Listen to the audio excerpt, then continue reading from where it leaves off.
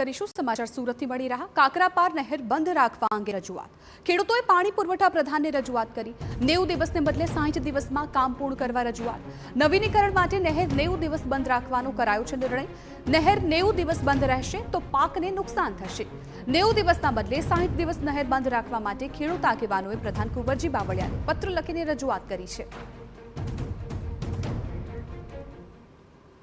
लगभग 60-70,000 एकड़ में उन्नाव डांगर बने है। मुख्य पियत व्यवस्था आ जलाशयनी है। जो आ बंद रखवामां आवशे तो उनाळु पाक धोवाई जशे, शेतीमां उत्पादकता खोलवाशे એટલે લાખો રૂપિયાનું નુકસાન ખેડૂતોને જવા થઈ રહ્યું છે। જ્યારે ટેકનોલોજીનો સમય છે, ટેકનોલોજીમાં ઝડપથી સિવિલના કામો હવે મોટી મોટી કંપનીઓ ભારત દેશમાં પણ કરી રહી છે, બંધ બનાવી રહી છે, નહેર બનાવી રહી છે। ત્યારે અમારા તરફથી ખેડૂતો વતી પાણી પુરવઠા અને નહેર વિભાગના જે મંત્રી છે એમને અમે રજૂઆત કરી છે।